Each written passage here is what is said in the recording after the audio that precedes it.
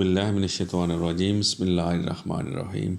سورۃ النحل 16 آیت نمبر 48 سے 51 تک۔ اولم یروا الی ما خلق اللہ، کیا نہیں انہوں نے دیکھا اس کی طرف جو تخلیق کیا اللہ نے، من شیء کوئی چیز، یتفیع ظلالہ کہ جھکتا ہے اس کا سایہ، عن الیمین والشمائل دائیں اور بائیں سے، دائیں اور بائیں سے اس کا سایہ جھکتا ہے۔ کوئی بھی چیز اللہ نے تخلیق کی ہے تو اس کا سایہ آپ دیکھتے ہیں کہ دائیں اور بائیں سے جھکتا ہے اس کا سایہ۔ سجدا للہ، سجدہ کرتے ہوئے اللہ کو۔ تو یہ صرف کیا یہ جھکنا ہی سجدہ ہے؟ ہمیں یہ دیکھنا ہے ان آیات میں کہ سجدہ کیا ہے۔ اگر وہ صرف فارمیٹ ہے، ایک فزیکل ایکسرسائز ہے جیسے ہم کرتے ہیں نماز میں رکوع سجدہ، کیا صرف وہ ہے سجدہ؟ تو ہر چیز جو ہے سجدہ، اس کا سایہ بھی اللہ پاک کہہ رہے ہیں کہ اس کا سایہ دائیں اور بائیں سے وہ جھکتا ہے سجدہ کرتے ہوئے اللہ کے لیے۔ تو وہم داخرون، اور وہ عاجز ہیں، ہر چیز اللہ کے سامنے عاجز ہے۔ وَلِلَّهِ يَسْجُدُ مَا فِي السَّمَاوَاتِ وَمَا فِي الْأَرْضِ، اور اللہ ہی کے لیے سجدہ کرتی ہے جو کچھ ہے آسمانوں میں اور جو کچھ ہے زمین میں، من دابۃ، جانداروں میں سے، چلنے پھرنے والے جو دابہ جاندار، والملائکۃ یا فرشتوں میں سے، وہم لا یستکبرون، اور نہیں وہ استکبار کرتے، تکبر کرتے، گریٹنس دکھاتے، یعنی اللہ کے آگے وہ ہرگز تکبر نہیں کرتے۔ جو چیز بھی آسمانوں اور زمین میں ہے وہ اللہ کے آگے سجدہ کر رہی ہے۔ یخافون ربہم، خوف کرتے ہوئے اپنے رب سے، ڈرتے ہوئے اپنے رب سے، من فوقہم، اپنے اوپر سے، یعنی اپنے اوپر اللہ کا خوف اور ڈر رکھتے ہوئے وہ سجدہ کر رہے ہیں۔ اور وَيَفْعَلُونَ مَا يُؤْمَرُونَ، اور وہ عمل کرتے ہیں یا وہ کرتے ہیں ما یؤمرون، جو وہ امر کیے جاتے ہیں، جو آرڈر اللہ تعالیٰ دے رہا ہے اس پر وہ عمل کرتے ہیں۔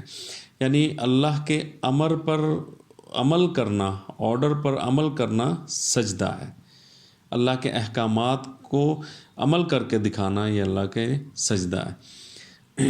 تو جو بھی چیز ہے آسمان اور زمین میں، ہر شے اللہ کے حکم پر عمل کر رہی ہے، تو یہ اس کا سجدہ ہے۔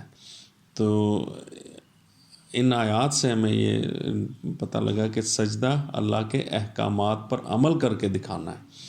جب اللہ کے احکامات کو بندہ مانتا ہے تو وہ بنتا ہے مومن، مسلم، اور جب عمل کر کے دکھاتا ہے تو بنتا ہے مومن۔ وقال اللہ، اور کہا اللہ نے، لا تتخذوا، ہرگز مت بناؤ، الہ اثنین، دو معبود با اختیار۔ الہ کہتے ہیں با اختیار کو، ایسی ہستی جن کے پاس کنٹرول ہے، اختیارات ہیں۔ تو اللہ نے مت بناؤ دو الہ، اللہ کے سوا کسی کو مت با اختیار بناؤ۔ انما ہوا، بے شک وہ الہ واحد، وہ تمہارا الہ ایک ہی ہے، وہ با اختیار ایک ہی ہے، اللہ ہی کی واحد ہستی ہے، ذات ہے، جو اس کائنات میں ہر مکمل کنٹرول اور اختیارات اور رکھتی ہے اللہ کی ذات۔ تو واحد الہ اللہ ہی ہے، ہم واحد اللہ شریک۔ تو مت بناؤ، انما ہوا الہ واحد، بے شک وہ الہ ایک ہی ہے، فَإِيَّايَ فَارْهَبُونَ، سو مجھے سے فرحب، راہب کہتے ہیں دہشت گرد، دہشت زدہ رہو، بس مجھے سے دہشت زدہ رہو، اللہ سے خوف ڈر رکھو، اللہ سے اس کے خوف کے ساتھ ہی اللہ کے احکامات پر عمل کرو، جو اللہ نے امر دیا ہے، حکم دیا ہے اپنی اس کتاب میں، اس پر ہمیں عمل کر کے دکھانا ہے۔